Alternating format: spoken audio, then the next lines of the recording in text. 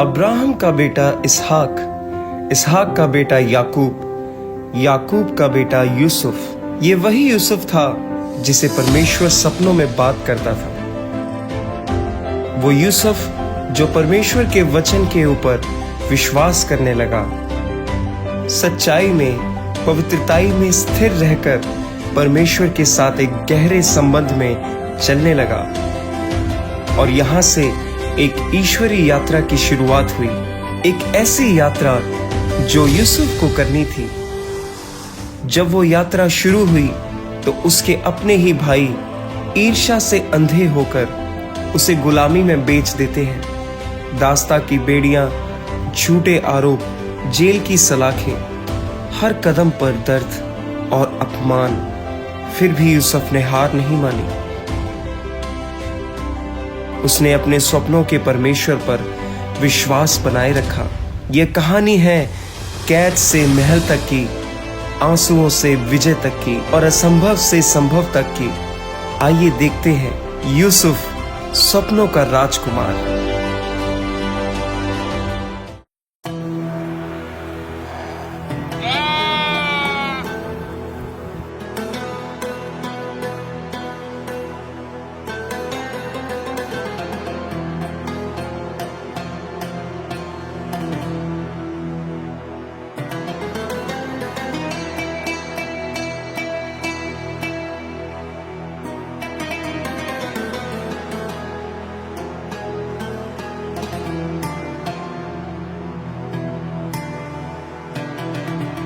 अरे यूसुफ के लिए तो मैं एक उपहार लेके आया था। यूसुफ, मेरे पुत्र, मेरी बात सुनो।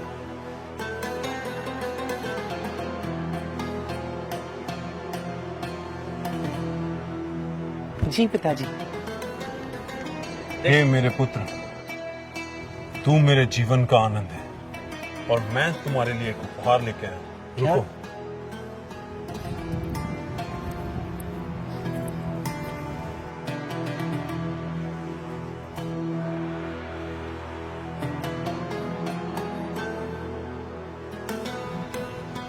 देख मेरे पुत्र, ये रंग बिरंगा अंगरखा मैंने तेरे लिए लिया है। मेरे लिए? हाँ, तेरे लिए है ये।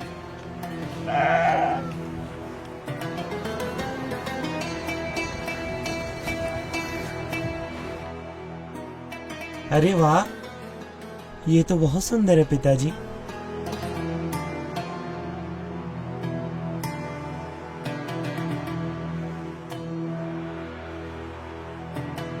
हे मेरे भाई बेनियामीन, क्या तुझे अपने भाई का ये नया वस्त्र अच्छा लगा? बेटा बहुत सुंदर लग रहे हो। क्या पिताजी मैं सच में इतना सुंदर लग रहा हूँ? बिल्कुल, बहुत सुंदर लग रहे हो, अपने बाप की तरह। पिताजी, मैं इसे अपने भाइयों को दिखा के आता हूँ। नहीं, वो अपने काम में व्यस्त होंगे।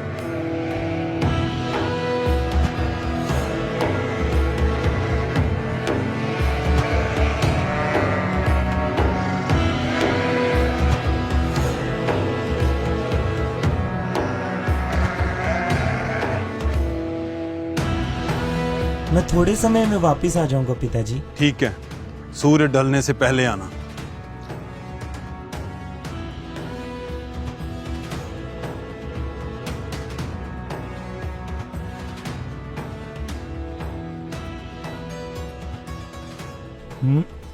तुम्हारे चरवाहे कहाँ पे हैं?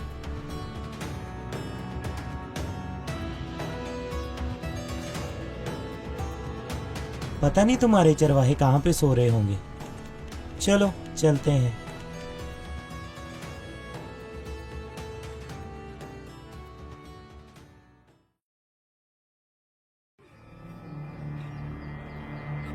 अरे वो देखो, स्वप्नदर्शी आ रहा है, पिता की चापलूसी करने वाला। पता नहीं कब हमारा ये पीछा छोड़ेगा। हम तो इससे तंग आ चुके हैं।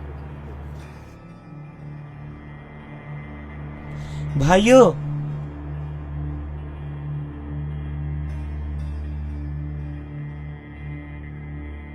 भाइयों, क्या तुम है? यहाँ पे आराम कर रहे हो, तुम्हारी भेड़ें वहाँ पे तितर बितर हुई पड़ी हैं। जो काम करते हैं वही आराम करते हैं। तुम तो बस पिता की करना जानते हो, और तुम होते कौन हो मैं ऐसे बोलने वाले? छोटे हो तो छोटे बनकर रहो। और ये क्या पहना है तूने? मुझे लगता है पिता। हाँ, पिताजी ने मुझे दिया है। मुझे ये बहुत पसंद है। और देखा, पिताजी मुझसे कितना प्यार करते हैं, और उन्होंने मेरे लिए ये बनवाया है। कैसा लग रहा हूँ मैं? रुक, तुझे हम बताते हैं। फोड़ो फोड़ो।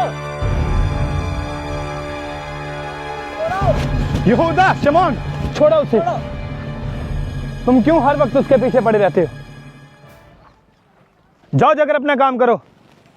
उसे बच्चा जानकर तुम इतना चढ़ा रहे हो उसे।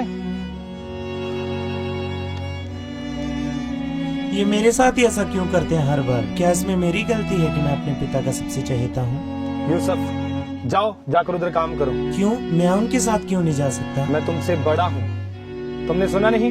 जाकर उधर काम करो, जाकर भेड़ों को चराओ। ठीक है।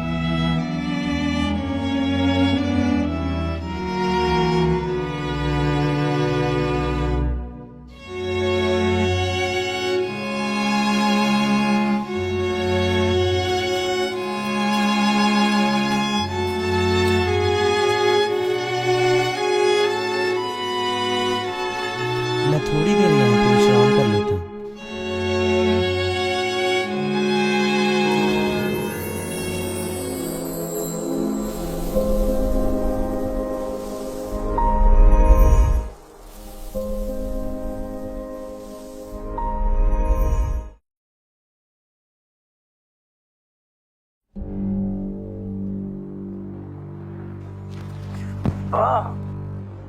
ये किस लिए?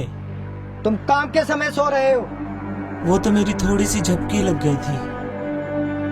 थोड़ी सी झपकी? हे स्वप्नदर्शी, पिता की चापलूसी करने वाले, चल उठ और चल हमारे साथ।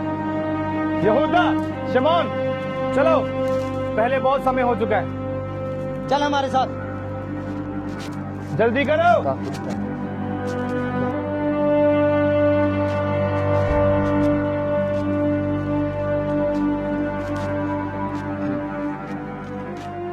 तुम्हें उस पर इतनी सख्ती नहीं बरतनी चाहिए। क्यों इतना सताते हो उन्हें? वो बहुत बिगड़ चुका है। वह सबसे छोटा है। नहीं, बिन्यामीन सबसे छोटा है। और तुम सबसे बड़े हो। फिर भी पिताजी उस यूसुफ से ज्यादा प्रेम करते हैं, ना कि तुमसे। बल्कि हम सबसे भी ज्यादा। ऐसा नहीं है। चलो, वो भी बच्चा है, उसके साथ इतनी ज्यादा सख्ती नहीं करनी चाहिए। सुनो भाइयों, मुझे एक स्वप्न आया है। यूसुफ, अभी बस भी करो। शाम ढलने को हमें समय से घर लौट जाना चाहिए। लेकिन सुनो तो सही, मैंने बहुत ही अद्भुत सपना देखा। और उसमें मैं क्या देखता हूँ? हम लोग खेत में पूले बांध रहे हैं, और मेरा पूला उठकर सीधा खड़ा हो गया। और तब तुम्हारे पूलों ने मेरे पूले को चारों तरफ से घेर लिया और उसे दंडवत किया। बस कर यूसुफ, ये कैसा स्वप्न देखा है तूने? हम तुझसे ज्यादा मेहनत करते हैं, और क्या तू हम पर प्रभुता करेगा? इसका कहने का मतलब है कि हम इसे दंडवत करेंगे और इसे प्रणाम करेंगे। पर जो मैंने देखा वो बिल्कुल हकीकत लग रहा था। यूसुफ, अब बस भी करो। चलो घर, और पिताजी हमारा इंतजार कर रहे हैं।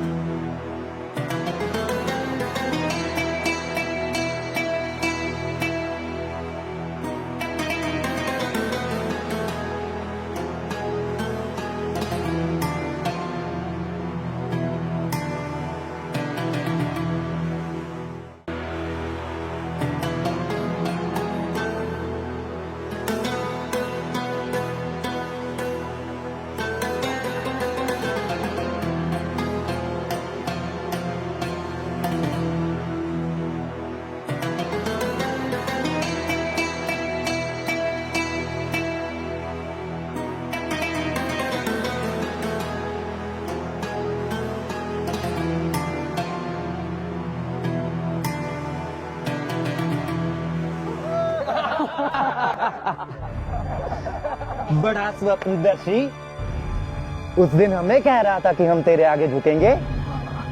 तू तो हमारे आगे झुक रहा है। हमें कहता था कि हम इसे दंडवत प्रणाम करेंगे। बड़ा स्वप्नदर्शी, हमें कह रहा था कि हम तेरे आगे झुकेंगे। कहता था कि हम इसे दंडवत प्रणाम करेंगे, अब ये हमें दंडवत प्रणाम कर रहा है। स्वप्नदर्शी, क्या कहता था, हम झुकेंगे तेरे आगे। छोड़ो से, क्या कर रहे तुम? आया बड़ा पिता की करने वाला, हर वक्त हमारी शिकायतें करता रहता है और खुद कोई काम नहीं करता है। चुप करो, क्यों उसके साथ ऐसा व्यवहार करते हो? भाई है वो हमारा।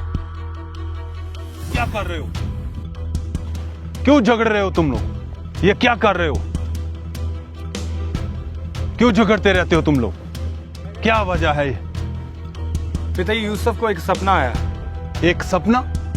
और ये सब एक सपने की वजह से कर रहे हो? नहीं पिताजी, एक नहीं बल्कि 2 सपने। 2? मैंने स्वप्न सूरज, चंद्रमा और 11 तारे झुककर मुझे प्रणाम कर रहे हैं। देखा पिताजी, अब इसके कहने का मतलब है कि आप और हम सब भाई मिलकर इसे दंडवत प्रणाम करेंगे। ये ऐसी ही बातें बोल बोल कर हम सभी भाइयों को तंग करता है। चलो जाओ सब यहां से, अकेले में बात करूंगा यूसुफ से। यूसुफ, तुम्हारे कहने का क्या मतलब? मैं और तुम्हारे भाई तुम्हें दंडवत करेंगे? अपनी बातों को अपने हृदय में रखा कर। जाओ अब अपना काम करो।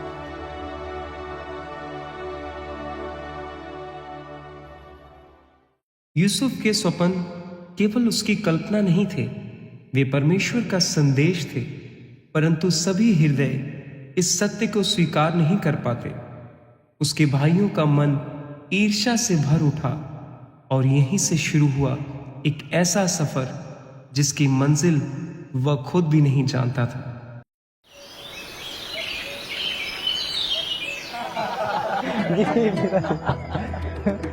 अच्छा पिताजी, हम जा रहे हैं। इस बार कहां जा रहे हो तुम? इस बार हम शकेम को जा रहे हैं। ठीक है, ध्यान रखना अपना और अपने भाइयों का। सब भाई मिलके रहना, ठीक है? यहोवा परमेश्वर तुम्हारा राखा है। लेकिन पिताजी, हम इस यूसुफ से तंग आ चुके हैं। क्या ये हम पर जासूस ठहरा है? और पिछली बार जब हम भेड़े चराने गए थे पिताजी, तब वो खुद सो रहा था और हमें बोल रहा था तुम अच्छा काम नहीं करते। हाँ पिताजी, हम उससे बहुत तंग आ चुके हैं। तुम ऐसा क्यों सोचते? वो तुम्हारा छोटा भाई है। हाँ, वो खुद नहीं जाता, जो मैं उसे करने को कहता हूँ वो वही करता। पर तुम चिंता मत करो, मैं तुम लोगों के काम पर खुश हूँ। और तुम लोग जाओ, अच्छे से काम करना और अपना ध्यान रखना। लेकिन पिताजी वो, मैं तुम्हें क्या कह रहा हूँ? क्या तुम्हें समझ नहीं आ रहा है? क्या तुम मेरी आज्ञा का पालन नहीं करोगे? जाओ, यहोवा परमेश्वर तुम्हारा राखा है।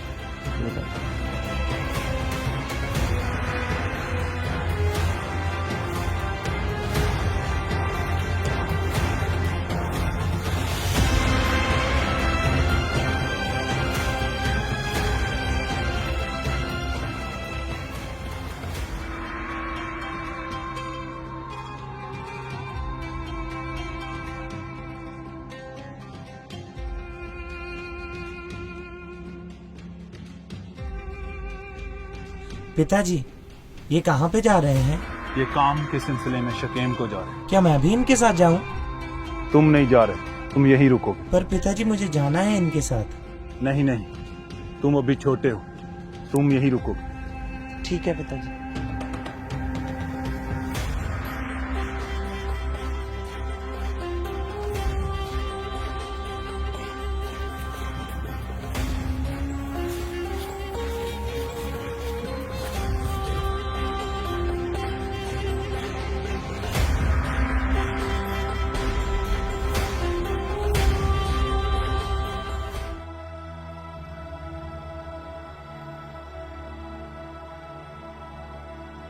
पिताजी, हाँ यूसुफ, मैं कुछ दिनों से देख रहा हूँ क्या आप कुछ उदास लग रहे हैं? हाँ यूसुफ, मैं उदास हूँ। तेरे भाइयों को लेके मैं थोड़ा चिंतित हूँ। आप चिंता मत करें पिताजी। यूसुफ, तुम अभी बच्चे हो, तुम्हें क्या पता। जब बाप बनोगे तो फिर तुम जानोगे कि जब बच्चे बाप के पास नहीं होते हैं तो उसे कितनी फिक्र होती है। पिताजी मैं जाता हूँ ना, उनकी खबर लेकर आऊंगा।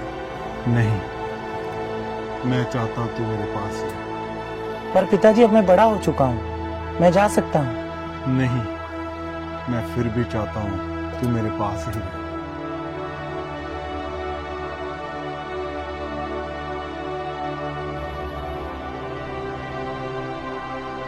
पिताजी मैं कुछ दिनों बाद वापस आ जाऊंगा। मुझे पिताजी की बहुत याद आ रही है। हाँ, मुझे भी। और उस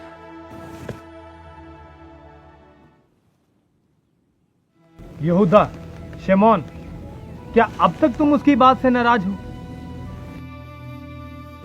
वो बच्चा है अभी, काम पे ध्यान दो अपना। मैं अब तक भी उस बात को नहीं भुला पा रहा। वो कैसे पिताजी को शर्मिंदा कर रहा था अपने स्वप्न बता कर। वो अपने स्वप्न बताकर हमें हर वक्त तंग करता रहता है। चलो यहाँ आकर इतना तो सुकून है कि उसकी गंदी शक्ल नहीं देखनी पड़ रही। गंदी शक्ल फिर से देखनी पड़ेगी। क्या क्या मतलब है तुम्हारा? मेरे सामने उसका नाम मत लो। वो देखो, परेशानी सामने चल के आ रही है। ये करने क्या आया होगा? अब ये पिताजी को जाके बताएगा, हमारी चुगली करेगा और कहेगा ये वहां घूम रहे थे, ये जहां काम नहीं कर रहे थे। हर एक बात जाके पिताजी को बताएगा। कोई बात नहीं, आने दो इसे, इसका काम तमाम कर दे।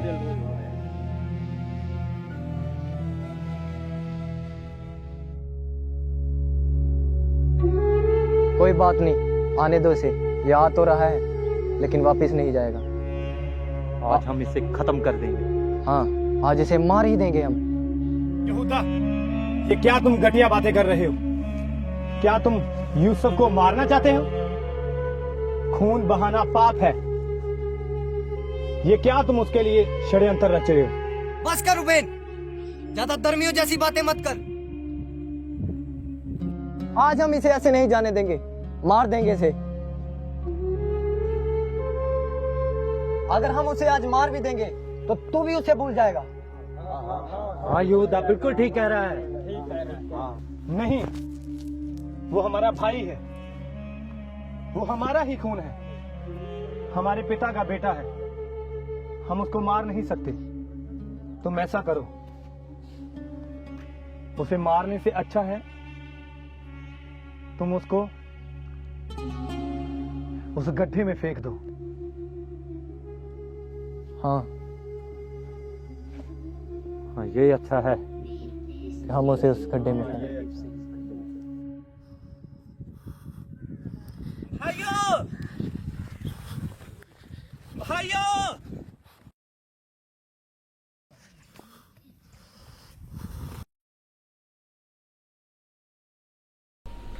तुम चिंता मत करना, मैं तुझे बचा लूंगा।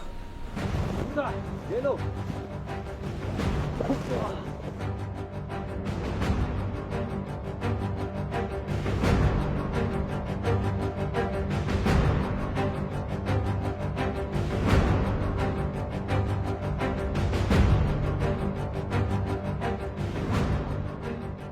आया बड़ा स्वप्नदर्शी।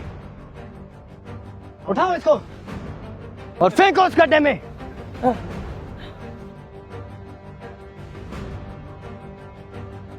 जल्दी लाओ इसे और फेंको उसे इस गड्ढे में।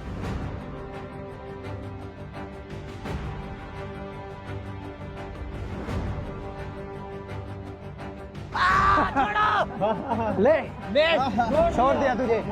स्वप्नदर्शी, ये पिता की चापलूसी करने वाला।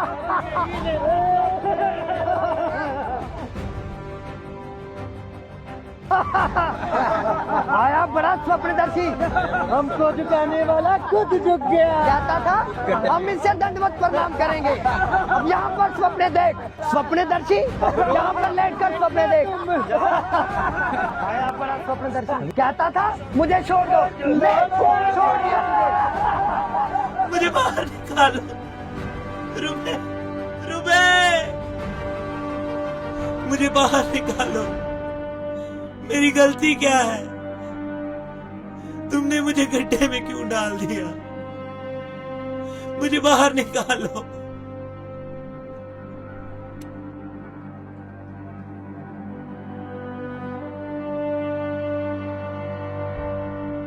रुबेन रुबेन चिल्ला रहा है, इसे क्या मालूम कि रुबेन तो है नहीं यहाँ। जब तक रुबेन आएगा तब तक तो हम इसे मार ही देंगे। निकालो इसे गड्ढे से बाहर। नहीं नहीं नहीं योदा, मुझे कुछ गलत लग रहा है। क्या गलत लग रहा है? मुझे लगता है रुबेन सही कह रहा है। सही कह रहा है? क्या मतलब है तुम्हारा? ये भी हमारे पिता का खून है, ये हमारा भाई है। हम इसे खत्म कर देंगे तो हमारे बाप का ही यही बेटा है। क्या मतलब है तुम्हारा? रुबेन सही कह रहा है भाई। तेरे कहने का मतलब है कि हम उसे छोड़ दें? जब ये सबने योजना बनाई थी तब तूने भी हमें सलाह दी थी कि उसे गड्ढे में फेंक दें। पर मैं तुमसे ये नहीं कह रहा कि उसको मार दें। हम उसके पाप के भागीदार क्यों बने? तो तू बता फिर क्या करें? तू भी उस रुबेन की तरह धर्मियों की जैसी बातें कर रहा है। अब बता हम क्या करें? वो देखो व्यापारी आ रहे हैं, हम उनसे बात करते हैं।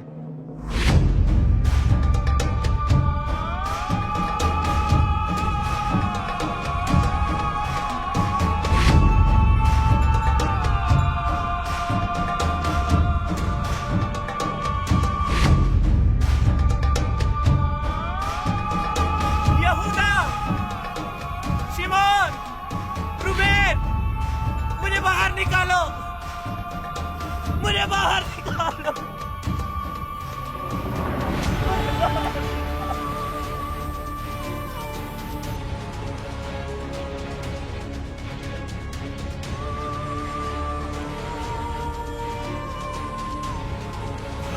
निकालो इसे बाहर, बाहर निकालो इसे।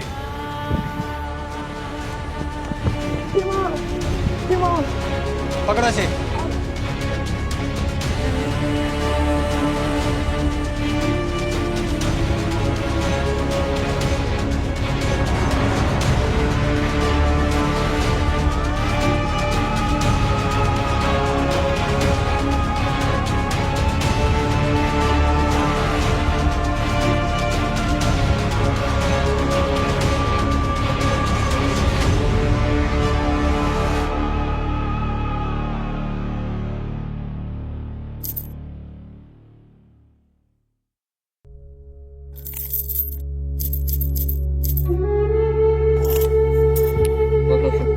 और चलो।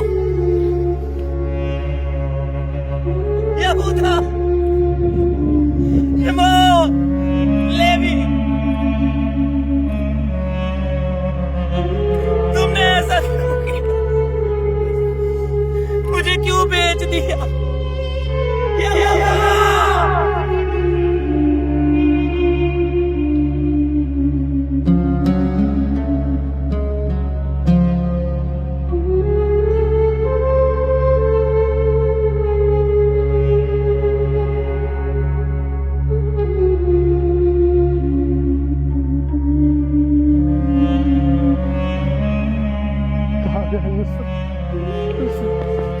यूसुफ, यूसुफ, यूसुफ,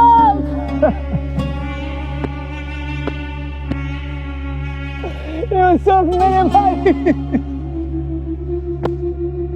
ओ यूसुफ, कहाँ गया यूसुफ? ओ यूसुफ,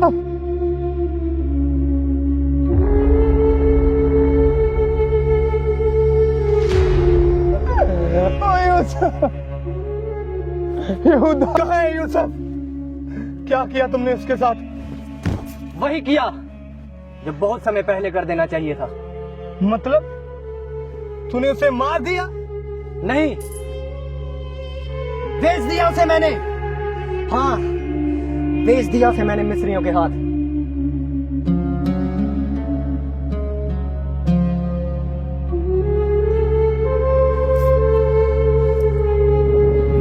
और ये लो अपना हिस्सा और अपना मुंह बंद रखना।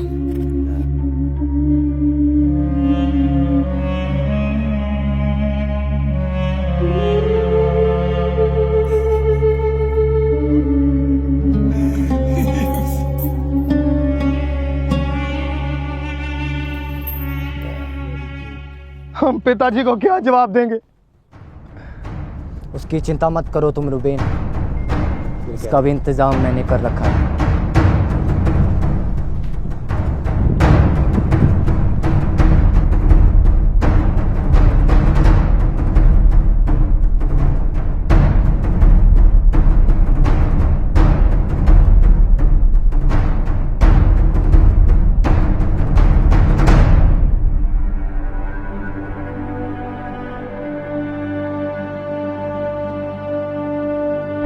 ये आपके पुत्र का है?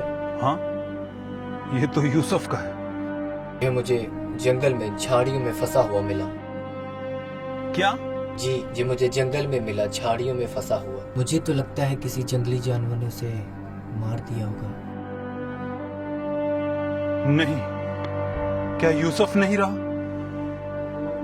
हे मेरे बेटे यूसुफ, यूसुफ, मेरा बेटा, मेरे बेटे यूसुफ, यूसुफ, ऐसा नहीं हो सकता है।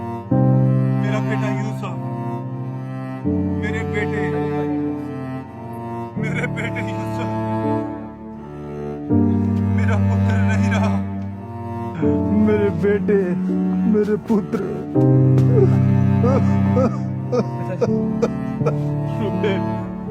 यहूदा यूसुफ,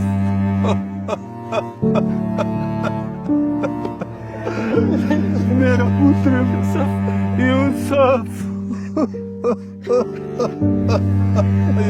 नहीं रहा।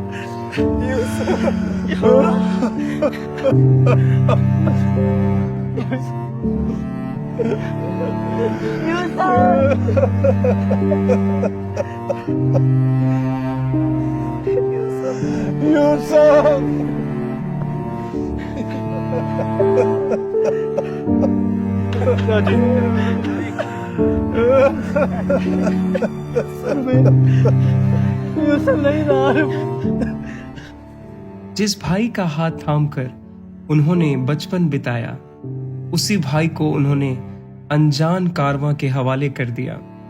रेगिस्तान की तपती हवाओं यूसुफ की जिंदगी गुलामी की बेड़ियों में बंध गई।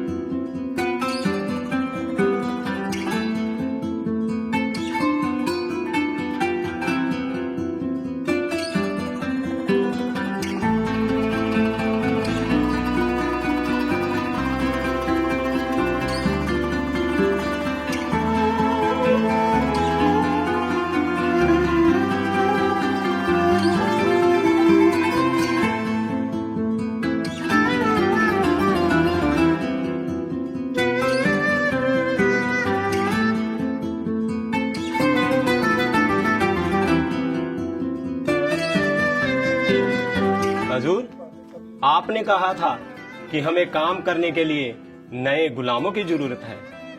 ये देखिए गुलाम।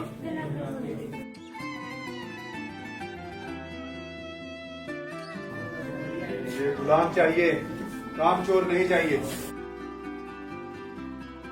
आइए हुजूर, मेरे पास गुलाम है और इब्री हैं। आइए। आओ देखते हैं।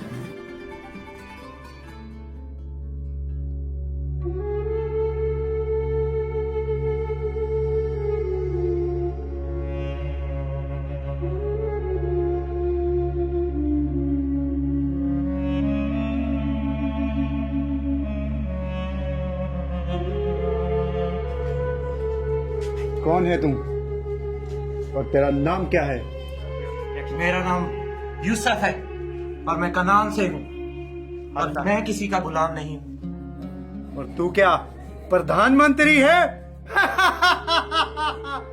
मुझे यही चाहिए। क्या दाम है इसका? हुजूर, आपके लिए सिर्फ 50 शेकल। 50 शेकल बहुत ज्यादा है, लेकिन इसके लिए दिए इसे लेकर आओ। ये लीजिए, और ये गुलाम हमें चाहिए।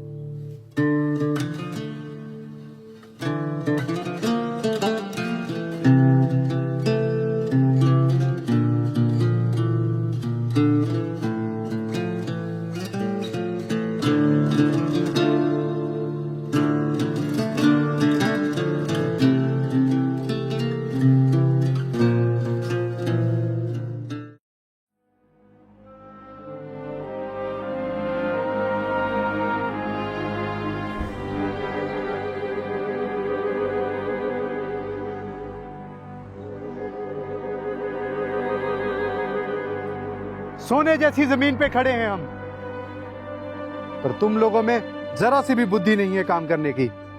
पर मालिक, हम तो दिल लगाकर काम कर रहे हैं। पर मैं तुम्हारे काम से संतुष्ट नहीं हूं।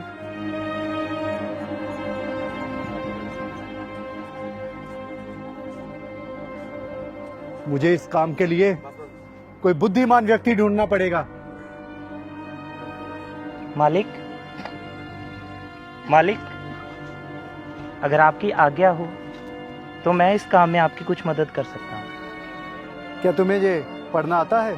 मुझे लिखना भी आता है मालिक। तो बताओ, क्या सहायता कर सकते हो तुम मेरी?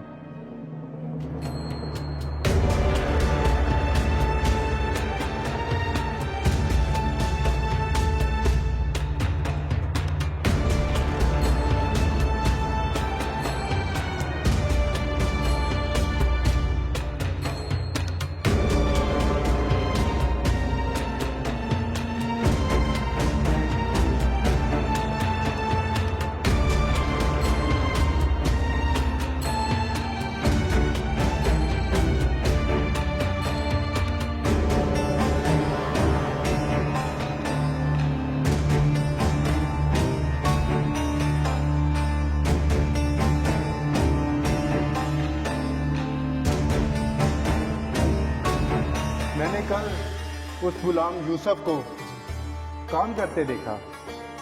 उसे लिखना आता है। उसका व्यवहार भी अच्छा है। मुझे लगता है कि वह धार्मिक भी है। मैं चाहता हूं कि मैं सारे घर के ऊपर और अपने सारे कामकाज के ऊपर उसे अधिकारी ठहराऊं। जाओ और यूसुफ को तैयार कर लेकर आओ। जाओ।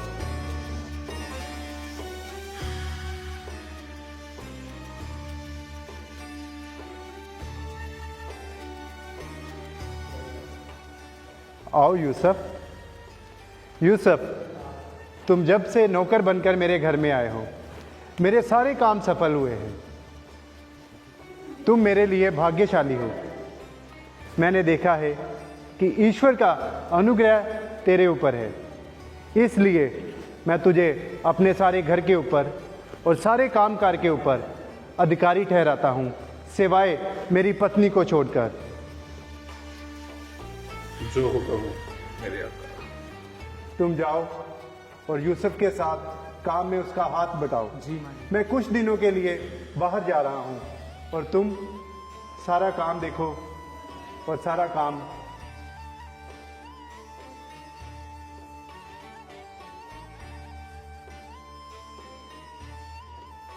अरे अरे सीधे हो जाओ मालकिन आ रही है। मालकिन की जय हो, मालकिन की जय हो।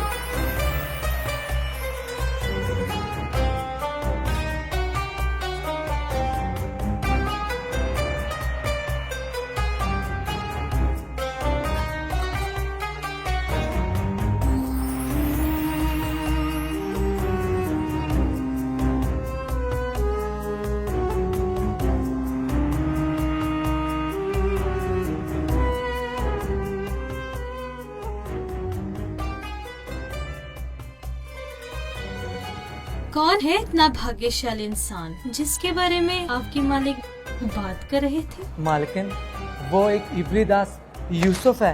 यूसुफ!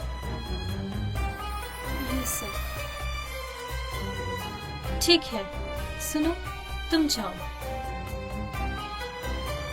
अच्छा, तो तुम हो यूसुफ? जी मालकिन। इसलिए मेरे स्वामी ने तुम्हें सारा अधिकार दिया है। सुना है तुम बहुत बुद्धिमान हो,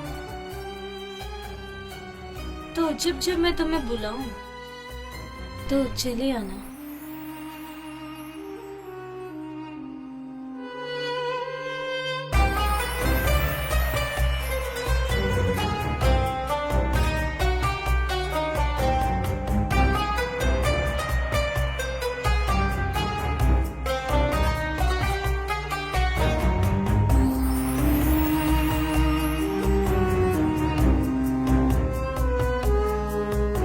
यूसुफ को बुलाया जाए। ओह यूसुफ, सुना है बहुत अच्छा काम कर रहे हो। क्या हुआ यूसुफ? मुझे कुछ गलत लग रहा है। गलत? इसमें गलत क्या है? आज तो तुम्हारे स्वामी भी घर पर नहीं है। चाहे मालिक घर पे हो या ना हो, पर मुझे उस यहोवा परमेश्वर का डर है। यहोवा परमेश्वर? वह कौन है? वो सब कुछ जानता है और उसे सब कुछ दिखता है, और व्यभिचार करना एक पाप है।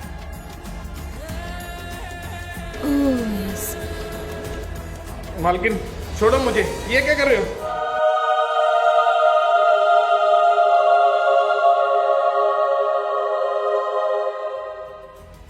यूसुफ, अब देख मैं तेरा क्या हल करती हूँ।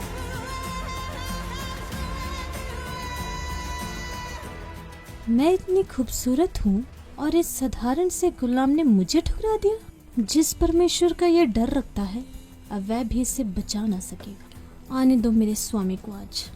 सारा इल्जाम इसके ऊपर डालकर इसे कारावास में डलवा दूंगी। अब ये यूसुफ मुझसे बचना पाएगा।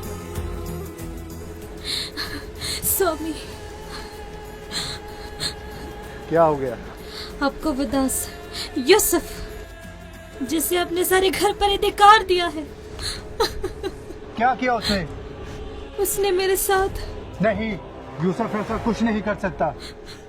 क्या आपको मुझसे ज्यादा उस पर विश्वास है?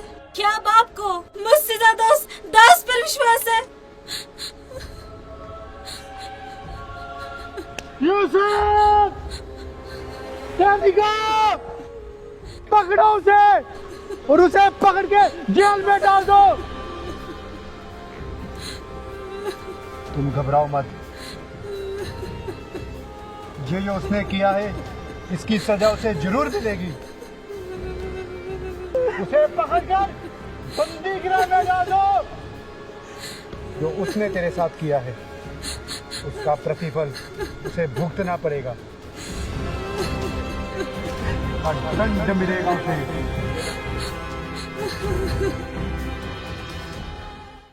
झूठे आरोप, टूटी प्रतिष्ठा और कैद की अंधेरी सलाखें पर यूसुफ का हृदय अडिग रहा।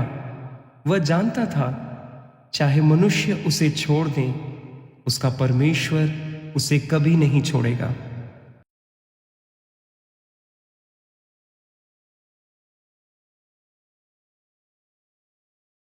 यूसुफ सुन,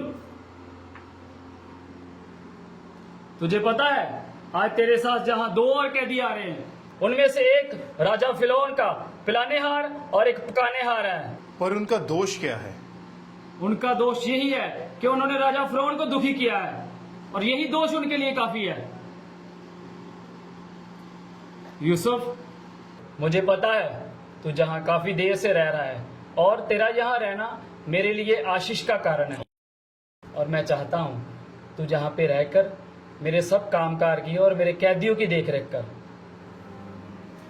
सुनो, तुम इसीलिए आशीषित हो क्योंकि मेरा यहोवा परमेश्वर मेरे संग रहता है।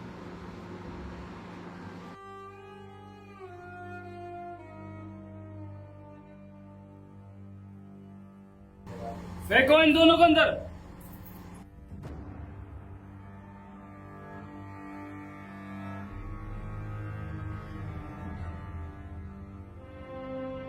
हमें बचाओ, हमें छुड़ाओ, हमारी कोई गलती नहीं है, हमारा कोई कसूर नहीं है, हमने कुछ नहीं किया, हमें बचाओ, हमें छुड़ाओ, हमें छुड़ाओ। कल रात को मैंने बहुत ही अजीब प्रकार का स्वप्न देखा, जिसे देखने के बाद मैं बहुत चिंतित हूँ।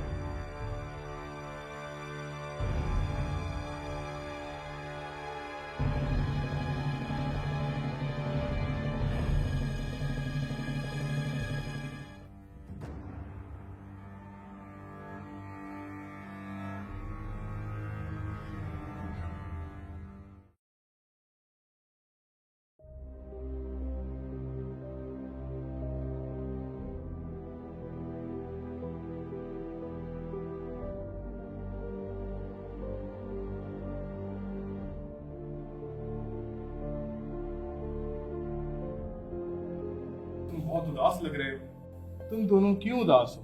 क्या हुआ? कल रात को हमने एक स्वप्न देखा।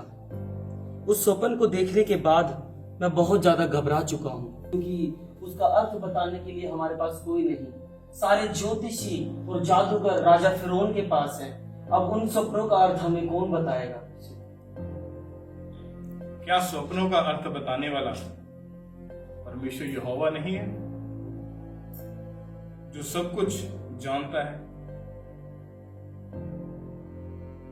मुझे अपने स्वप्न बताओ कि क्या हुआ तुम्हारे साथ। क्या तुम सच में उन स्वप्न का अर्थ बता सकते हो? मेरा परमेश्वर जो मेरे संग रहता है वो मुझ पे सब जाहिर करेगा। यही बात सच है? अच्छा। मैंने एक स्वप्न देखा कि मेरे सामने एक दाखलता है, और उस दाखलता में 3 डालियां हैं, और उसमें मानो कलियां लगी हैं, और वह फूली और उसके गुच्छों में दाख लगकर पक गई। फिरौन का कटोरा मेरे हाथ में था, और मैंने उन दाखों को लेकर फिरौन के कटोरे में निचोड़ा और कटोरे को फिरौन के हाथ में दे दिया।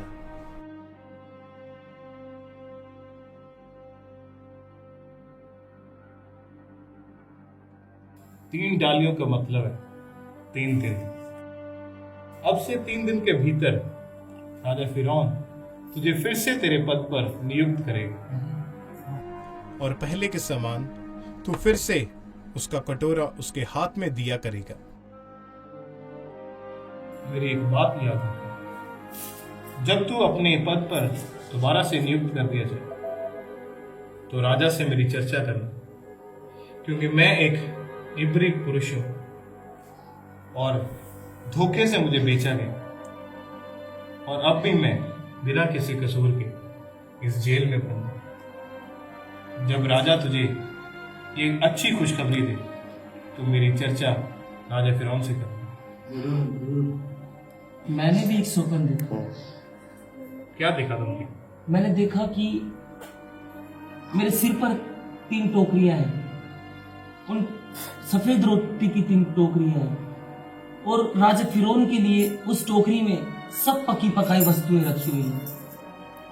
और मैं आगे देखता हूँ कि सबसे ऊपर की टोकरी में से पक्षी आकर के उसको खा रहे हैं। और इस स्वप्न के बाद मैं बहुत ज्यादा डर गया। ये क्या है? 3 टोकरियां मतलब 3 दिन। ये सच में मैं भी इसके समान उसी पद पर आ जाऊंगा? नहीं, इन 3 दिनों के भीतर राजा फिरौन तेरा सिर कटवाकर तेरी लोथ को वृक्ष के ऊपर टंगवा देगा और पक्षी तेरी लोथ को नोच नोच कर खा जाएगा। नहीं, ये सही नहीं है। तुम कोई ज्योतिषी नहीं हो सकता। ये सब गलत। ऐसा कभी नहीं होगा मेरे साथ। ऐसा कभी नहीं हो सकता। तुमने उसके विषय में तो सही अर्थ बताया, परंतु मेरे विषय में सही अर्थ नहीं बताया। ऐसा कभी नहीं होगा।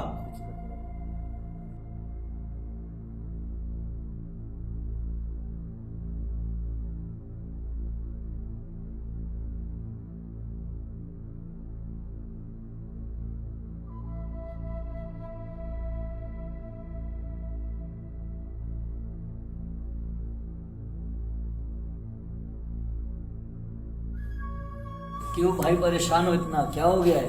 इतने चिंतित क्यों हो तुम? क्या तुम नहीं जानते? आज 3रा दिन है और उसने जो मेरे विषय में स्वप्न बताया, मुझे डर है कि मेरे साथ क्या होगा।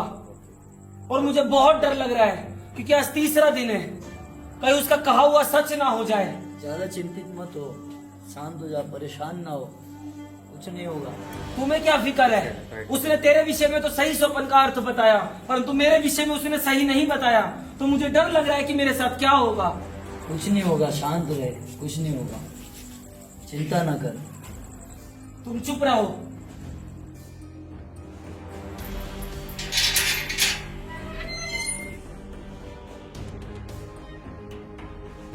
छोड़ दो।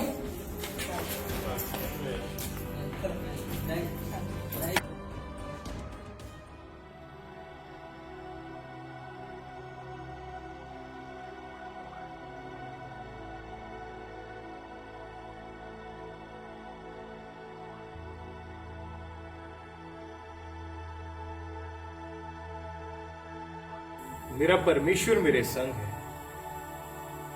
उसने मुझे कभी भी छोड़ा नहीं। वो मुझे छुड़ाए या ना छुड़ाए, अभी वो मेरा परमेश्वर है। और मुझे उस सच्चे परमेश्वर के ऊपर पूरा विश्वास है कि वो मुझे इस कैद से छुड़ा लेगा और ऊंचा करेगा।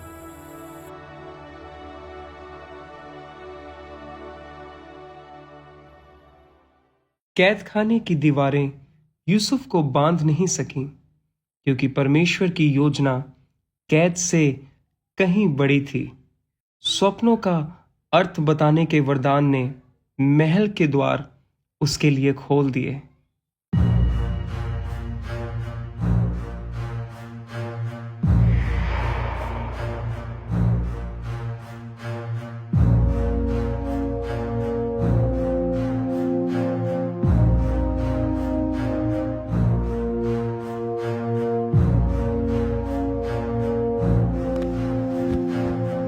क्या पूरे मिस्र देश में कोई भी ऐसा भविष्यवक्ता या ज्योतिषी नहीं जो मुझे मेरे स्वप्नों का अर्थ बता सके?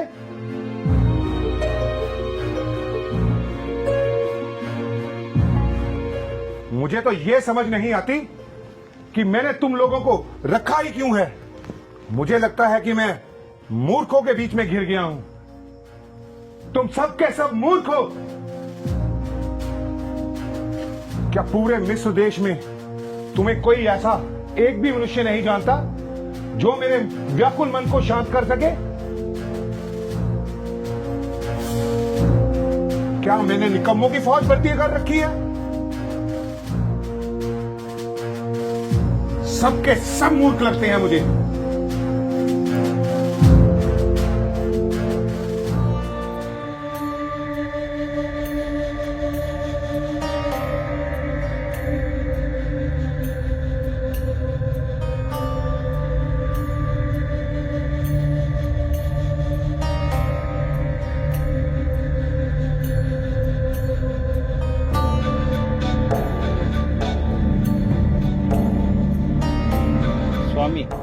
आपके दास का अपराध क्षमा हो तो मैं। तुम क्या कर सकते हो इस विषय में? यदि हमारे देश के इतने बड़े बड़े भविष्यवक्ता और ज्योतिषी कुछ ना कर सके तो तुम मेरी सहायता क्या करोगे? स्वामी, जब 2 वर्ष पहले मैं कारावास में था तो वहां एक व्यक्ति था जिसने मुझे मेरे स्वप्न का उत्तर दिया। सुना तुम लोगों ने कुछ? मुझे वो व्यक्ति इसी समय मेरे दरबार में चाहिए।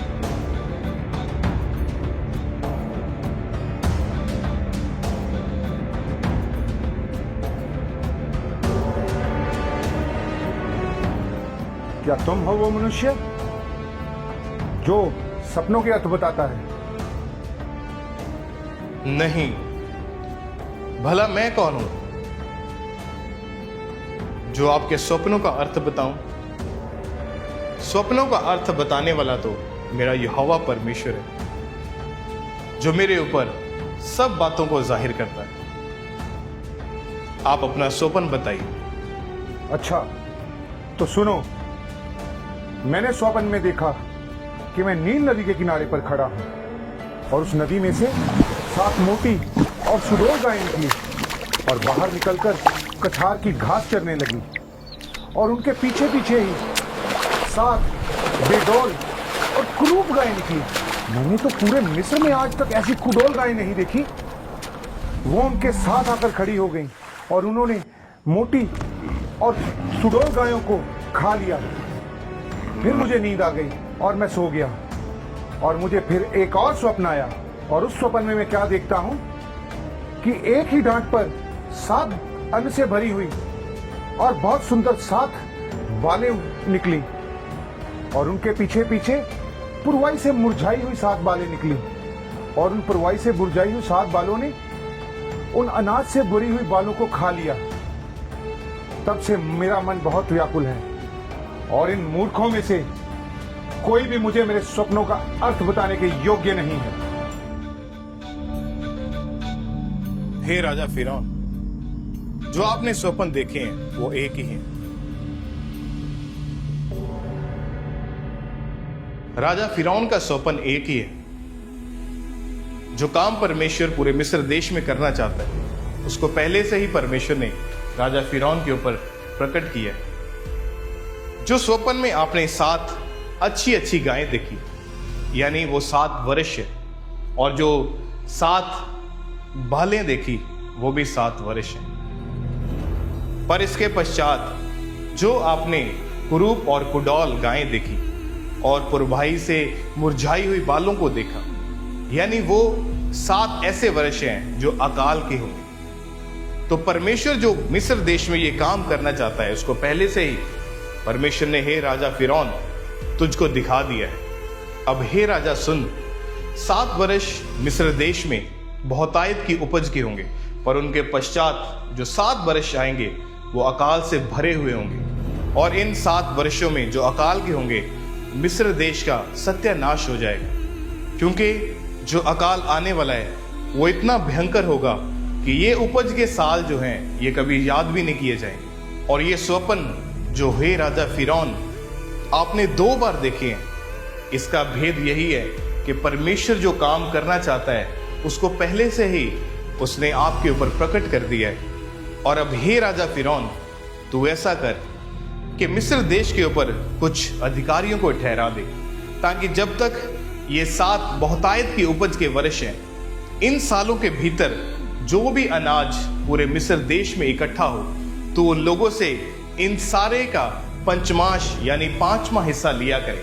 और इन 7 वर्षों के भीतर जो भी अनाज इकट्ठा हो उनको नगर नगर के भंडारों में जहां पर भोजन वस्तु इकट्ठा की जाती है वहां पर रखा जाए, ताकि जब आने वाले समय में 7 वर्ष जो अकाल के आएंगे उनमें हे राजा इसी अनाज को बांटकर तू अपने देश को सुरक्षित बचा सकेगा। और अब हे राजा तू बुद्धिमान है, तू बड़ा है और समझदार है, तो तू अब ऐसा कर कि कुछ लोगों को नियुक्त कर दे, किसी को प्रधानमंत्री नियुक्त कर दे, ताकि वो इस सारे काम को पूरी खराई और बुद्धिमानी से करे, ताकि जो बुरे 7 वर्ष आने वाले हैं उनमें एक भी मिस्री का नुकसान ना होने पाए। और हे राजा, तू सबकी निगाह में और ऊंचा हो जाएगा। तुम्हें जो परमेश्वर ने इतना ज्ञान दिया है कि तुम्हारे तुझे कोई भी समझदार नहीं, इसलिए आज से मैं तुझे इस देश के ऊपर प्रधानमंत्री ठहराता हूं। केवल राजनीति के विषय में मैं तुझसे ऊंचा ठहराता और मेरी सारी प्रजा तेरी आज्ञा माना करेगी। यूसुफ, अपना हाथ आगे बढ़ाओ।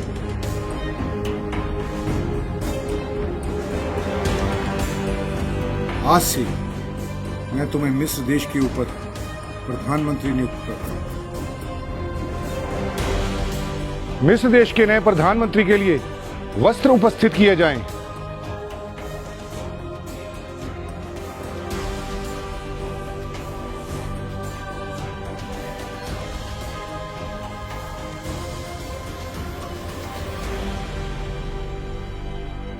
यूसुफ, ये तुम पर बहुत अच्छा लगेगा।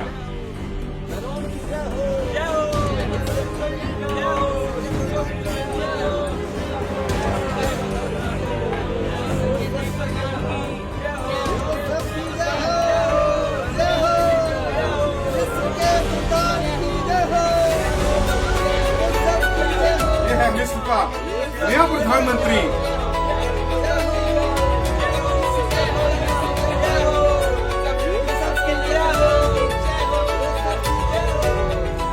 मेरे परमेश्वर, मैं आपका धन्यवाद करता हूँ कि आपने मुझे कभी छोड़ा नहीं। जब मेरे अपने भाइयों ने मुझे गड्ढे में फेंका और मुझे बेच डाला, तभी तूने मुझे छोड़ा नहीं। जब मैं बेचा गया और एक दास की तरह मुझसे काम करवाया गया, तब भी तूने मुझे नहीं छोड़ा। जब मैं जेल खाने में बंद था और कोई मेरी सुनने वाला नहीं था, वहां पर भी तूने मुझे एक उच्च अधिकारी बनाया। और आज तूने मेरी शर्मिंदगी को जड़ से खत्म करके मुझे पूरे मिस्र देश के ऊपर प्रधानमंत्री ठहराया। परमेश्वर, मैं ये वायदा करता हूं कि मैं सारी उम्र आपकी सेवा करूंगा और इसी तरह से आपके साथ वफादार बना रहूंगा। मेरा विश्वास है आप हमेशा मेरे साथ हैं। जिन्होंने मेरे साथ बुराई की, मैं उन्हें क्षमा करता हूं। जिन्होंने मेरे साथ धोखा किया, मैं दिल की गहराइयों से उन्हें माफ करता हूं। जिन्होंने मुझ पर जुर्म किए, उन्हें मैं क्षमा करता हूं। क्योंकि हे परमेश्वर, आपने मुझे कभी छोड़ा नहीं और मैं ये वफादारी आखिरी सांस तक आपके साथ बनाए रखूंगा। मैं आपका धन्यवाद करता हूं। आप महान परमेश्वर हैं। वही युवक जिसे कभी एक दास समझकर बेचा गया, आज मिस्र के सिंहासन के दूसरे स्थान पर बैठा है। यह कोई संयोग नहीं, यह परमेश्वर की अद्भुत योजना का परिणाम है। बेटो, मैंने सुना है मिस्र में अनाज बिक रहा है और हम यहाँ पर एक दूसरे की ओर देख रहे हैं। अगर ऐसे ही बैठे रहेंगे तो निश्चय ही मर जाएंगे। हाँ पिताजी, आपने सही सुना। मिस्र के गोदाम भरे हुए हैं। फिर देर किस बात की? तुम लोग जाओ, अनाज को खरीद कर लाओ ताकि हम उसे खाएं और जीवित रहें। लेकिन पिताजी, मिस्र तो बहुत दूर है, रास्ता लंबा और खतरनाक भी है।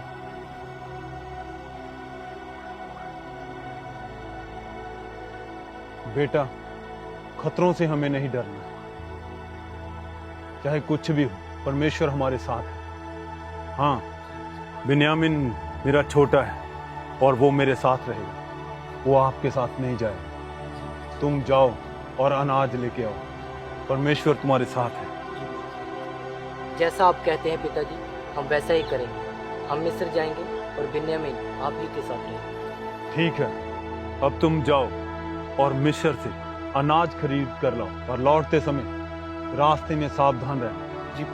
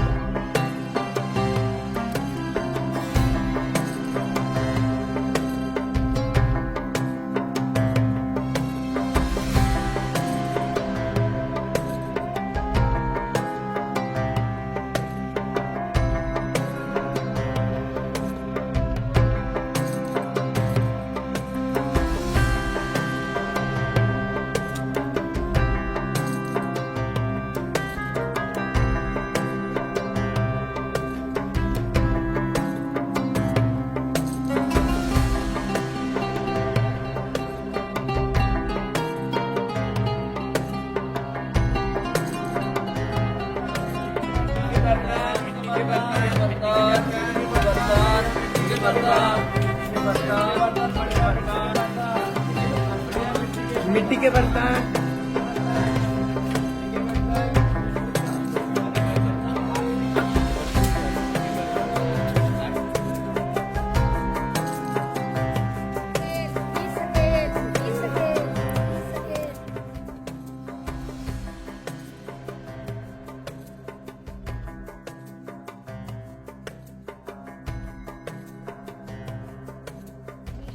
इससे ही पूछता है।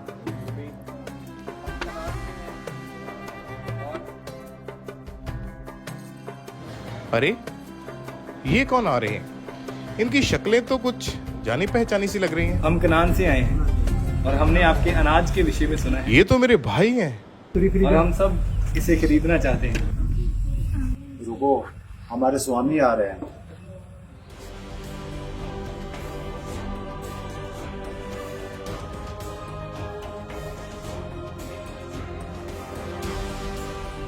मिस्र के प्रधान, जल्दी करो, हम सब इन्हें दंडवत करते हैं।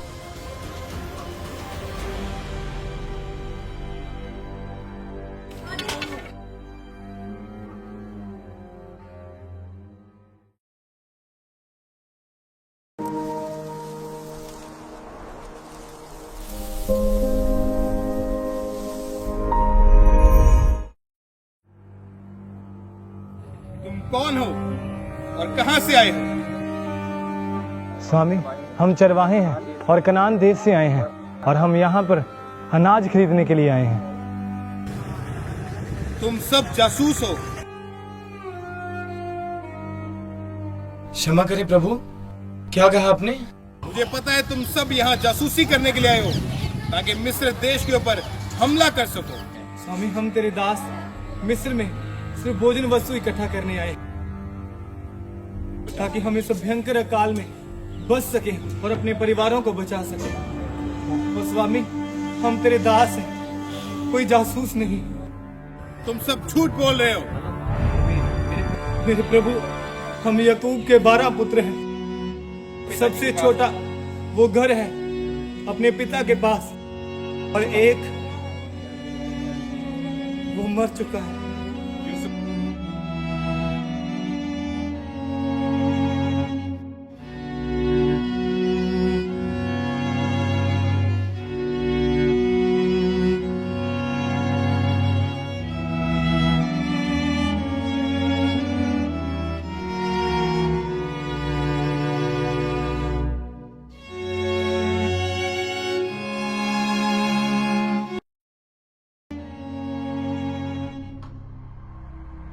नहीं, तुम झूठ बोल रहे हो। तुम सब जासूस हो, सबके सब जासूस हो। सैनिकों, पकड़ लो इन्हें और बंदी गृह में डाल दो।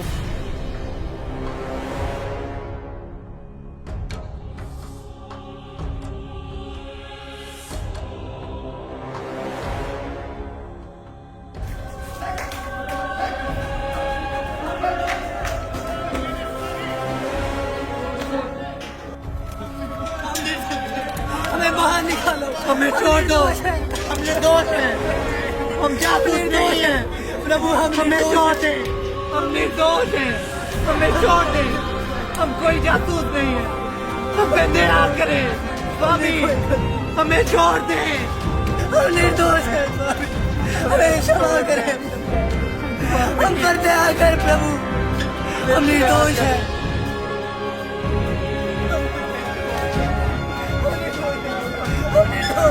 हम निर्दोष हैं, हम जासूस नहीं, हम पे दया कर, हम निर्दोष हैं, निर्दोष हैं,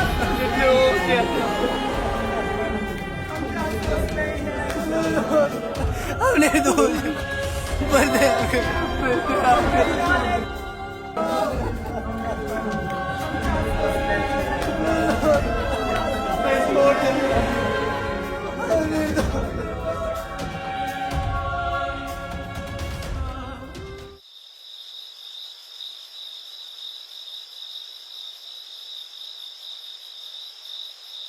तो यार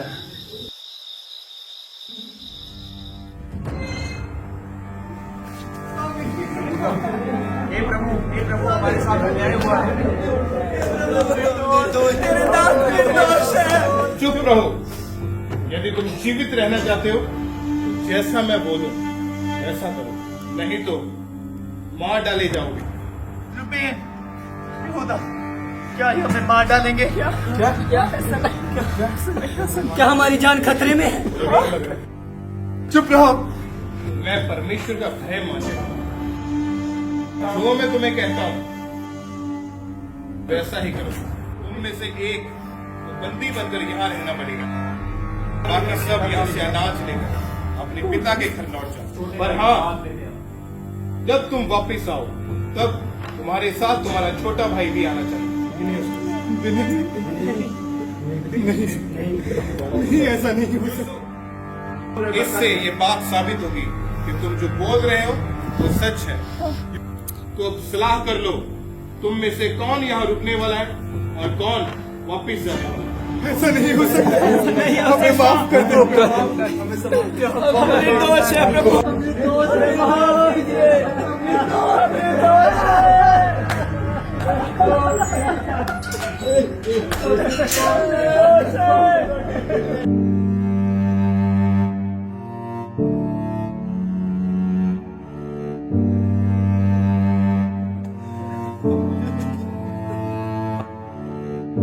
और इसलिए है कि हमने अपने भाई यूसुफ के साथ गलत किया।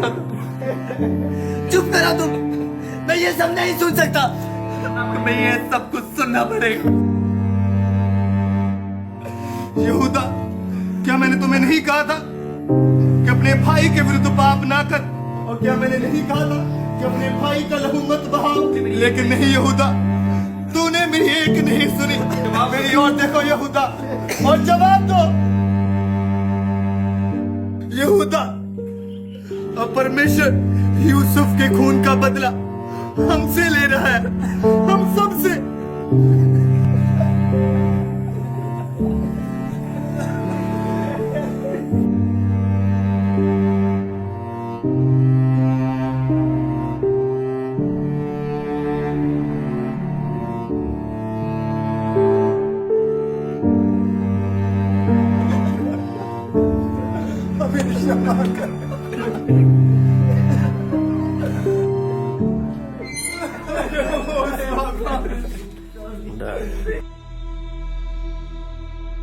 सैनिकों,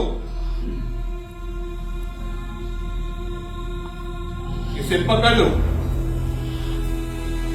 यही कैद में रखो।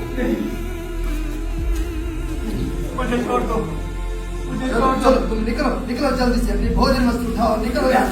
निकलो यहाँ, छोड़ दो मुझे, निकलो, निकलो, छोड़ दो, रुबेन, यहूदा।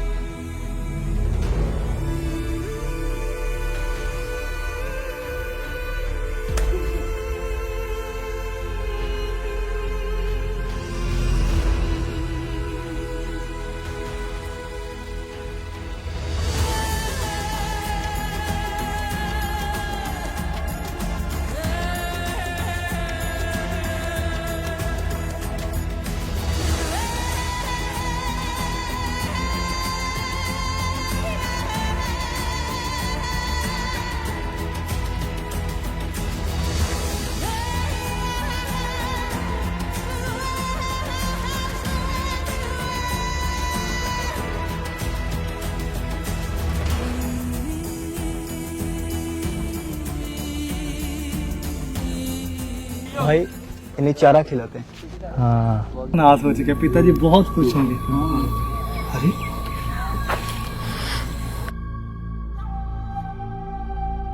ये सिक्के कहाँ से आए?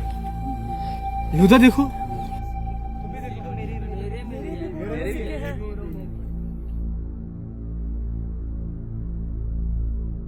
अरे रुबेन, मेरी बोरी में से भी सिक्के निकले हैं। तुम्हारे भी? तुम्हारे? हाँ, हमारी सभी की बोरियों में से सिक्के निकले हैं।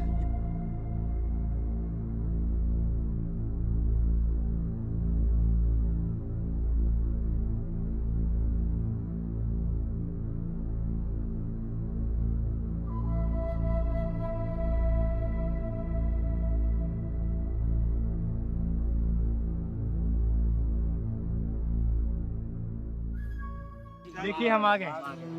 पिताजी, मेरे पुत्र,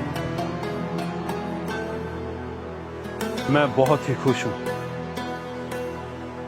मेरा परमेश्वर यहोवा तुम्हें आशीषित करे। लेकिन शमौन कहाँ है शिमोन? क्या हुआ उसके साथ? रूबेन, क्या हुआ उसके साथ?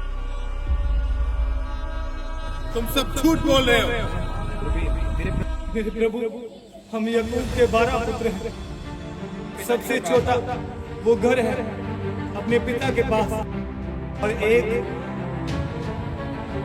वो मर चुका है। नहीं, तुम झूठ बोल रहे हो। तुम सब जासूस हो, सब के सब जासूस हो। सैनिकों, पकड़ लो इन्हें, जल्दी करें बेटा।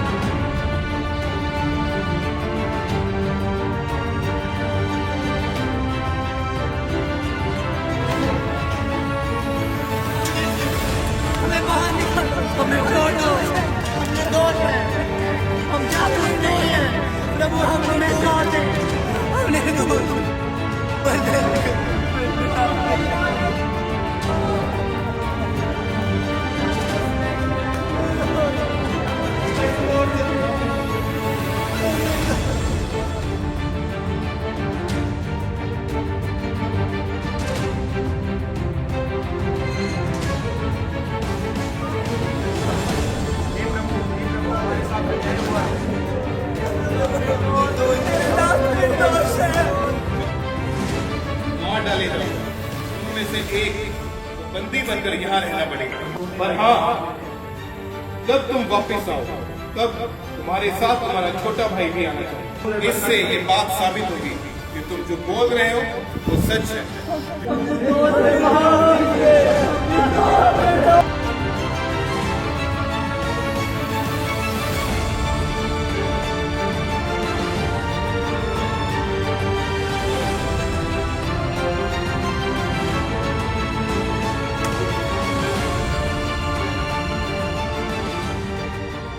इस तरह उसने हमारे भाई शिमोन को कैद कर लिया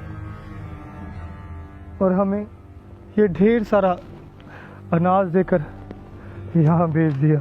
और उसके बाद जब हमारे दिल उस घटना से भरे हुए थे, तो जब हमने अपने गधों के ऊपर जो थैले रखे थे उनको देखा, तो उनमें वही सिक्के पड़े थे जो हमने अनाज के लिए उनको दिए थे।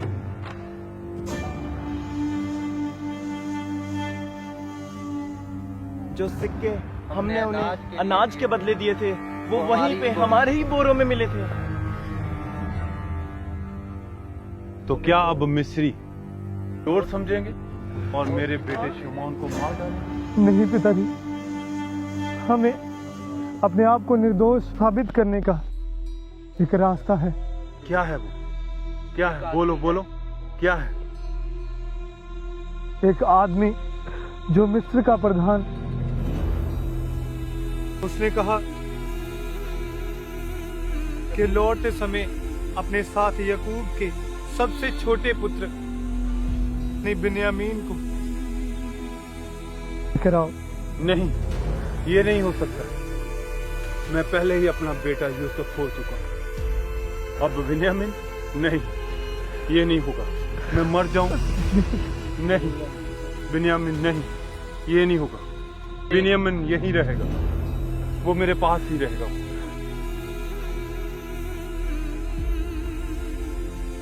लेकिन पिताजी, उसने कहा कि वो तब तक शिमोन को नहीं छोड़ेगा जब तक हमारा सबसे छोटा भाई यानी बिन्यामीन हमारे साथ मिस्र में नहीं जाता। वो मेरे पास ही रहेगा यहाँ, वो नहीं जाएगा। पिताजी,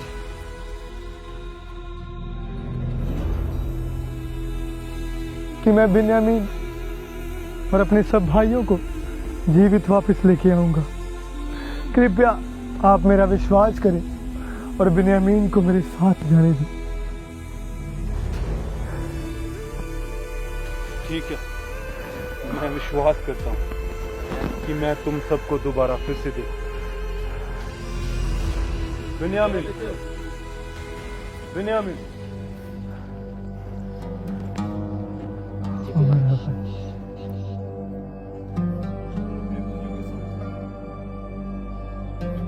पर लेकिन तुम मुझे ये बता, तुमने कैसे बताया कि हमारा एक और भाई है?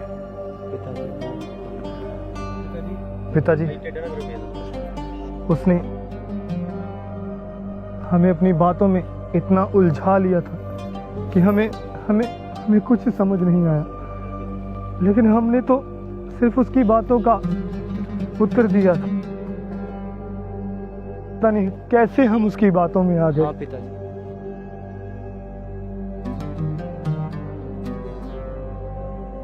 पिताजी, अगर हम बिन्यामीन को वापस ना लेके आए तो मैं और मेरी जान और जो कुछ भी मेरा है, मैं सब कुछ आपको समर्पित कर दूंगा।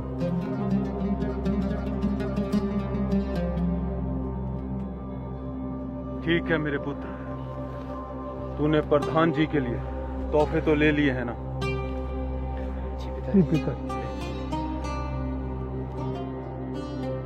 अगर ये परमेश्वर की इच्छा है और वो मेरे प्रिय पुत्र को भी लेना चाहता है तो मैं इसे स्वीकार करूंगा।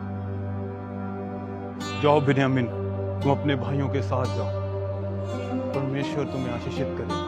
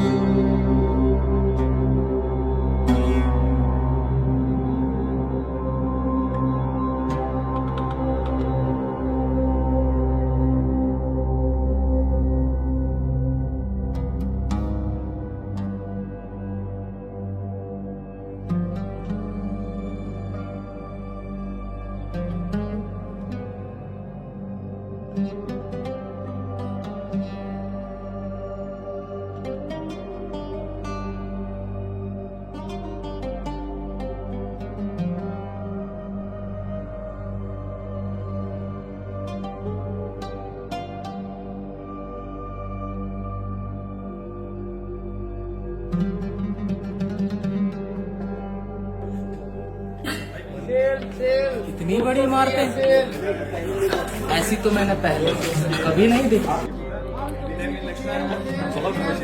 हाँ भाई, बिन्यामीन की चेहरे की खुशी देख रही है।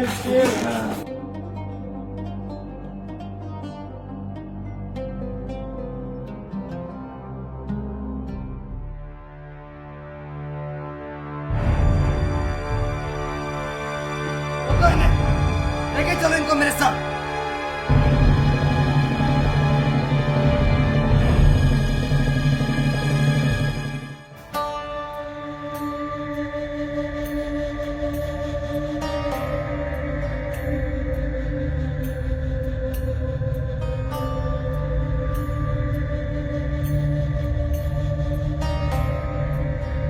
अनाज की थैली में जो धन रखा था वो हमने तेरे सैनिकों को लौटा दिया।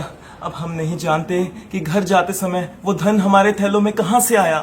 हम पे दया कर, हमने कोई चोरी नहीं कही, हम पे दया कर स्वामी। चिंता मत करो, आपके परमेश्वर ने आपकी सहायता की होगी। तुम्हारा धन मेरे पास पहुंच गया है।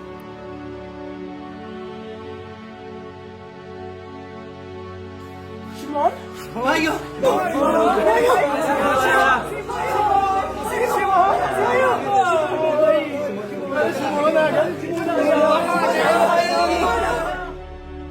आओ, मैं तुम्हें अपने स्वामी के घर लेके चलता हूँ।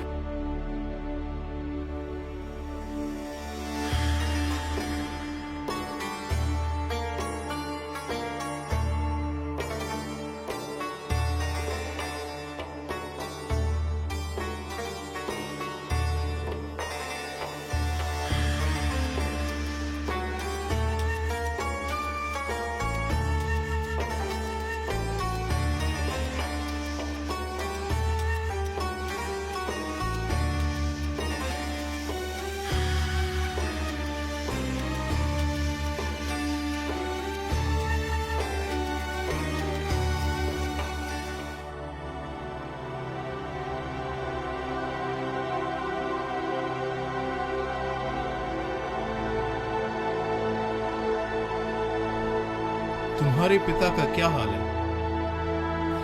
स्वामी, आपके दास हमारे पिता वो जिंदा है और बिल्कुल ठीक है। तो अच्छा, ये है तुम्हारा छोटा भाई जिसके बारे में तुम बात कर रहे थे।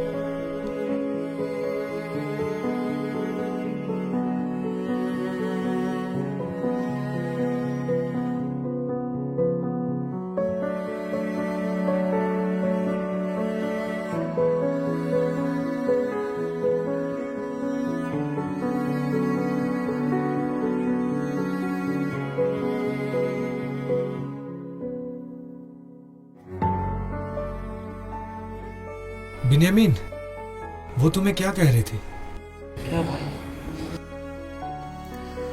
मेरे छोटे भाई बिन्यामीन, मैं तुमसे बहुत बहुत प्यार करता हूँ। मैंने ये कभी नहीं सोचा था कि मैं कभी दोबारा अपने भाइयों से इस तरह मिलूंगा।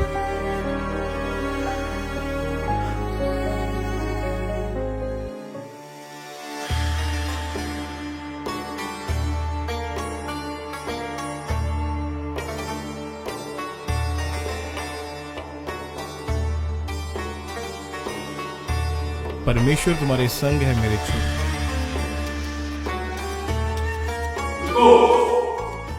तुम यहाँ पर नहीं, इन सबको अंदर पर लाओ बैठो। और इन्हें खाना दो। और तुम वहां नहीं, यहाँ पर आकर बैठो। और तुम सबसे छोटे हो ना, तुम वहां पर जाकर बैठो।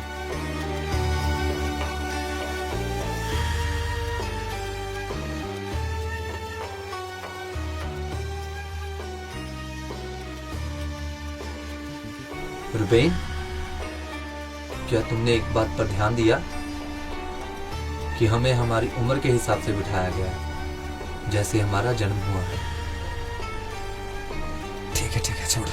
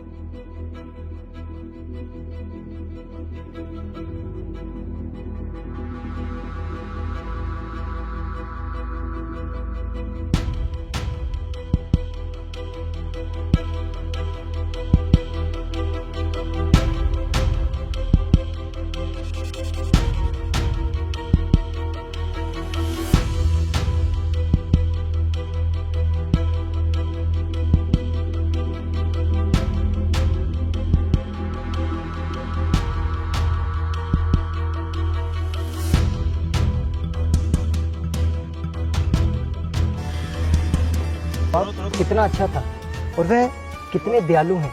हाँ यहूदा, मैं बहुत खुश हूँ कि उन्होंने हम जैसों को अपने पास बिठाकर खाना खिलाया। वे कितने प्रेम से हमें बुला रहे थे। यहूदा, आज मैं बहुत खुश हूँ कि हम इतने दिनों बाद अपने पिताजी से मिलेंगे। हाँ शमोन, मैं भी बहुत खुश हूँ।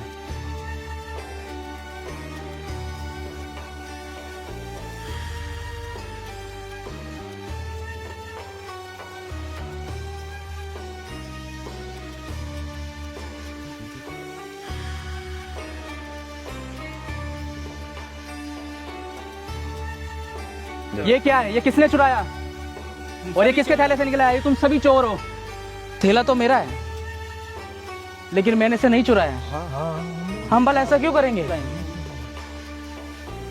आपको कोई गलत फहमी हुई? क्या है? ये कहाँ से आया? पकड़ लो सिपाहियों उन सबको।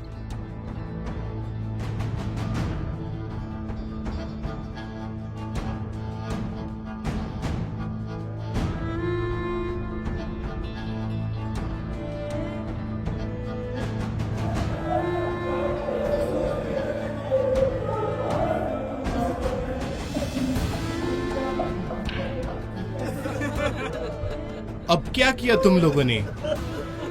हम सच में नहीं जानते कि वो चांदी का कटोरा हमारे थैले में कैसे आया। हमें क्षमा कर दे स्वामी, हम अपनी बेकसूरी को कैसे साबित करें?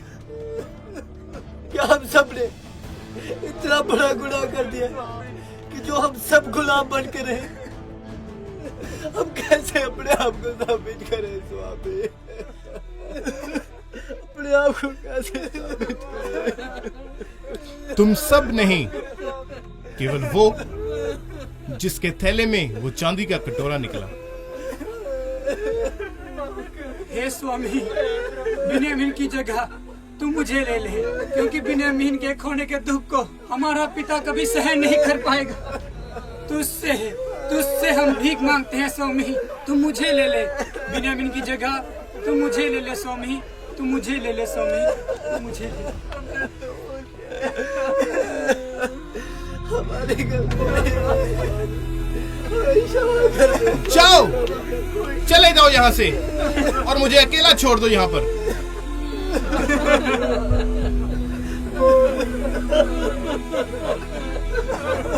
मैं तुम्हारा भाई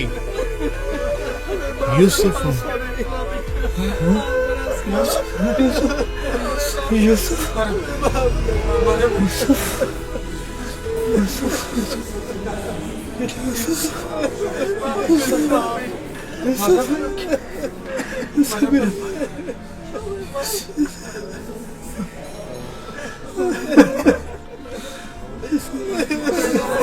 ये पर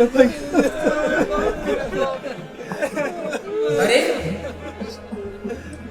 तुम रो क्यों रहे हो? ये तो आनंद मनाने का समय है, इसमें डरने की क्या बात है? हमारा भाई यूसुफ जीवित है, ये तो बहुत खुशी की बात है। तुम डर भी रहे हो, ये तो आनंद मनाने का समय है, तुम रो भी रहे हो। हमारे भाई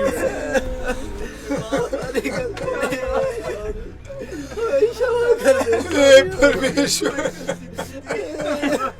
हम पे दया कर।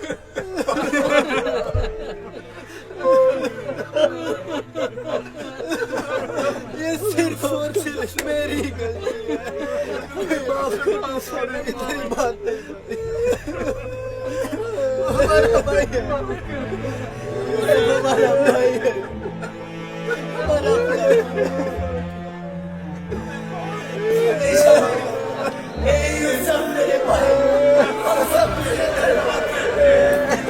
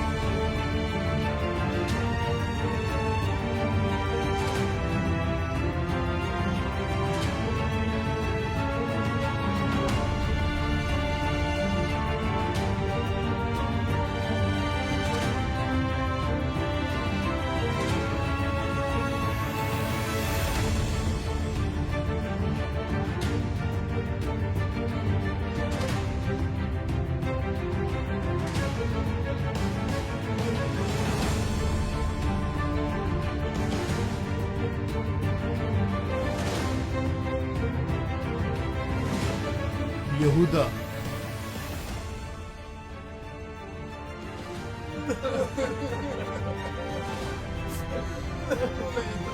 शमौन, मैं वही तुम्हारा भाई हूं जिसे तुम लोगों ने गुलामी में बेच दिया।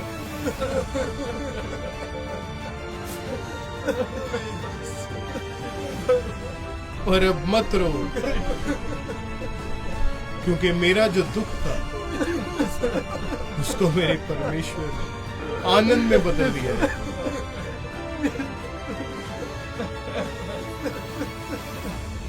तुम सब मेरे भाई हो। मेरी गलती नहीं है, मैंने तुझे बेच दिया। मुझे क्षमा कर, मुझे क्षमा कर, माफ कर। परमेश्वर ने मेरे सारे दुख आनंद में बदल दिया है।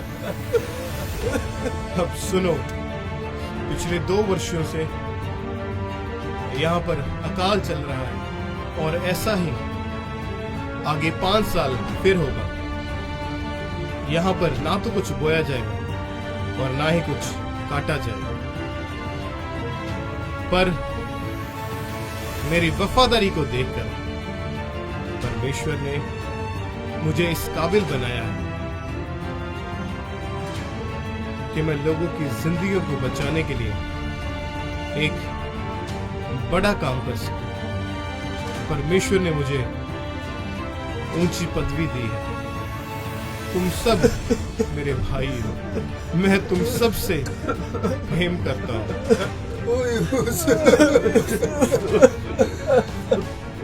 हमारे भाई।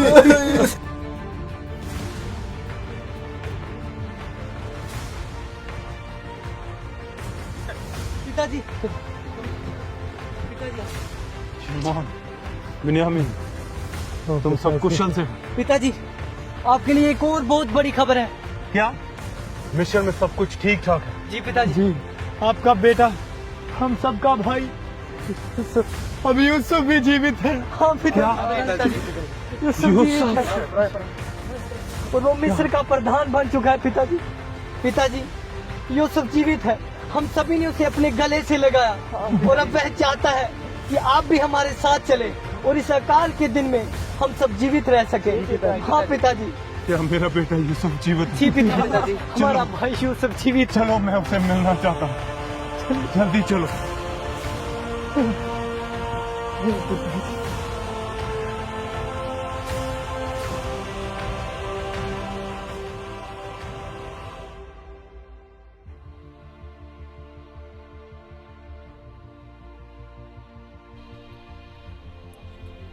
यूसुफ, मेरे बेटे यूसुफ, मेरे बेटे।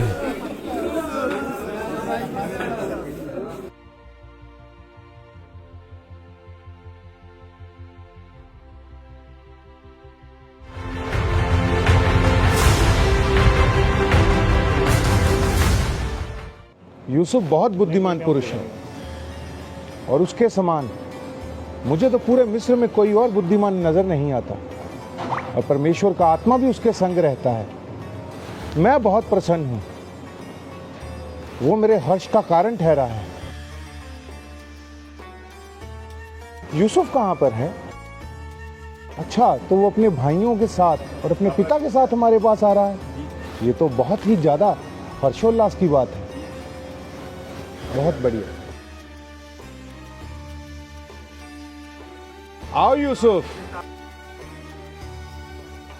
मैं तुम्हारी ही प्रतीक्षा कर रहा था। हे राजा फिरौन, ये मेरे भाई हैं जो कनान देश से यहाँ पर आए हैं। अच्छा, तो ये तुम्हारे भाई हैं? हे हमारे स्वामी, हम कनान से चरवाहे हैं और सालों से हमारे बाप दादा यही काम करते हैं, और कनान में भारी अकाल पड़ने के कारण हमारी भेड़ बकरियों के पास कुछ खाने को चारा ना रहा, और इसलिए हम आपके देश में परदेसी बन के रहना चाहते हैं। तुम लोग व्यर्थ चिंता क्यों करते हो? तुम्हारा भाई यूसुफ, इसे मैंने पूरे मिस्र पर प्रधान ठहराया है, और तुम लोग चिंता कर रहे हो। यूसुफ, तुम्हारे भाई व्यर्थ चिंता कर रहे हैं। यूसुफ, रहते इनको चिंता करने की आवश्यकता नहीं।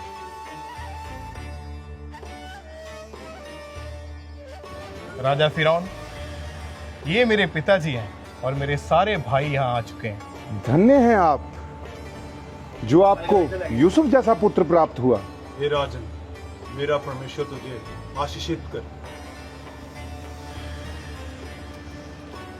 इसके जैसा बुद्धिमान मैंने पूरे मिस्र में कोई नहीं देखा, और इसकी बुद्धिमता के कारण ही आज हमारे मिस्र में किसी वस्तु की कोई भी कमी नहीं है। दूर दूर से लोग मिस्र में अन्न लेने के लिए आ रहे हैं। ये सारा इसी के कारण संभव हुआ है। ये अति बुद्धिमान है। आप बहुत धन्य पुरुष हो कि आपको यूसुफ जैसा पुत्र प्राप्त हुआ। हे राजा फिरौन, मेरा परमेश्वर तुझे आशीषित कर और तेरा राज्य सदा इसी तरह स्थिर रहे। हर अच्छी नेमत तेरे राज्य में हो। तेरे राज्य में रहने वाले लोग, तेरी प्रजा सदा आनंदित रहे। आपके मुंह से ये शब्द सुनकर आज मैं और मेरा पूरा राज्य धन्य हो गए। धन्य हो यूसुफ, जो तुम्हें इनके जैसे पिता मिले। यूसुफ, अपने भाइयों और अपने पिता से कहो, पूरा मिस्र देश तुम्हारे सामने है। इसके सबसे उत्तम भाग में अपने पिता और अपने भाइयों को रहने के लिए स्थान दो। ये हमारे बीच में ही रहा करेंगे। और यदि तुम अपने भाइयों में से किसी को बुद्धिमान जानो तो उसे मेरे पशुओं पर प्रधान ठहरा दो। वो हमारे पशुओं की देखभाल किया करेंगे। क्योंकि ये सब बातें इसलिए पूरी हुई, परमेश्वर के साथ वफादारी के साथ चलना आज मुझे इस ऊंचाई पर ले आया है। एक समय था जब सबने मुझे छोड़ दिया था, लेकिन मेरा परमेश्वर जिसकी मैं आराधना करता हूँ, आज उसने मुझे ऊंचा किया है। मेरी वफादारी के कारण उसने मेरे परिवार को बचाया है, इस पूरे मिस्र देश को बचाया है। हे राजा, तू सदा जीवित रहे।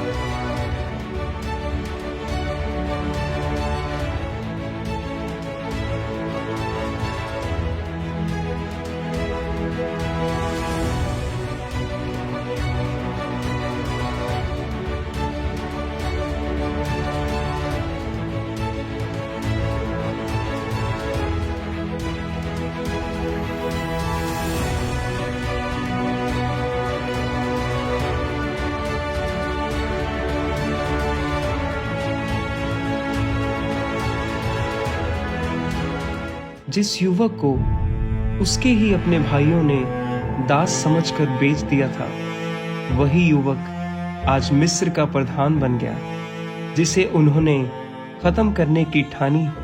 परमेश्वर ने उसे और ऊंचा उठा दिया।